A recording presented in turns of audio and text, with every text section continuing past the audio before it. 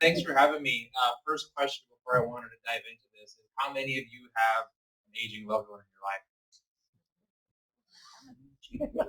I would hope that more hands would go up in this room. Um, well, anyway, I'm sure all of us have experienced some sort of aging loved one in our life, whether it is a patient or mom, dad, grandparent, whatever it may be. I've worked in the healthcare space supporting the aging population my entire career through home health, hospice, home care, and senior living. One of the biggest challenges that we face as an organization throughout all of those positions was the way that all of these patients were transitioning through the different care providers, specifically from the nursing home into the assisted living or from the hospital to a home health provider. Can't tell you how many times the lack of proper collaboration between all of these care providers resulted in a patient either readmitting to the hospital or just sitting around and waiting for their home care provider to show up. Right now, this is kind of what a typical home health order looks like, right? You have some stuff up here about what the patient needs, the doctor's signature at the bottom, and in theory, this is fine. This is all we need. But it's the way that that actually gets communicated over to the provider that's the real problem.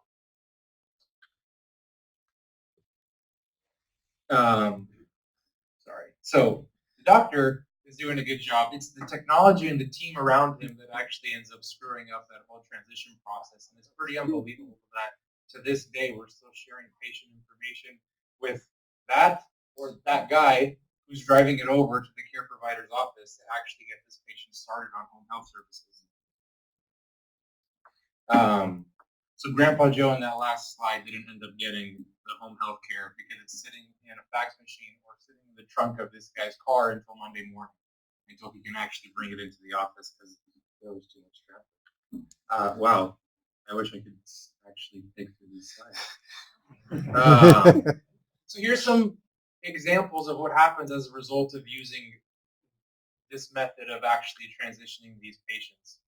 The one I want to focus on is patients never receiving the care originally referred, because I think that when we talk about value-based payment models and all of that, this is an area of healthcare that we tend to kind of forget about because we focus so much on the the issue of physicians making mistakes and not the teams around them.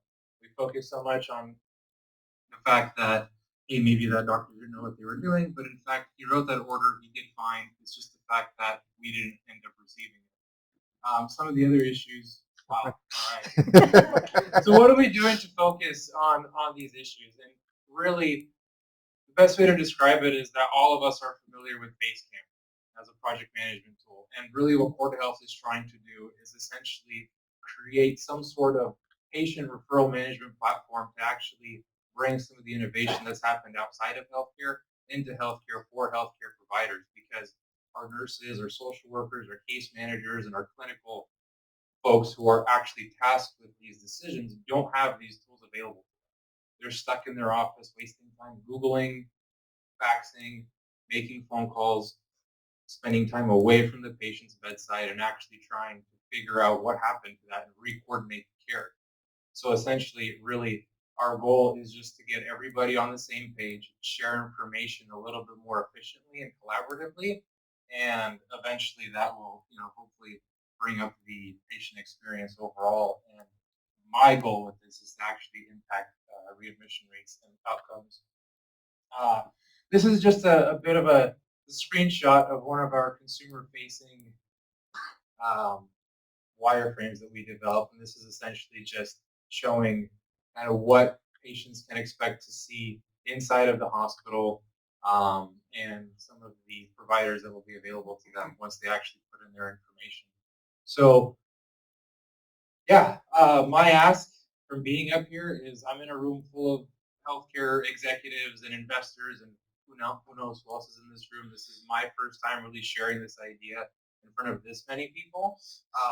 And so my biggest ask is that, when we're out there and we're actually trying to innovate, that we kind of take a step back and realize that there are a lot of patients that are heavily affected by some of the simple workflows that are often mismanaged in healthcare and not really paid attention to.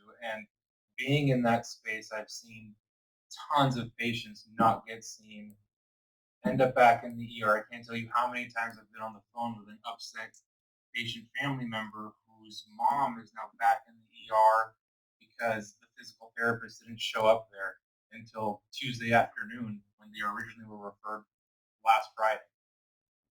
And so, yeah, that's all I have to say. Michael, thank you I very want to much. talk to you guys later.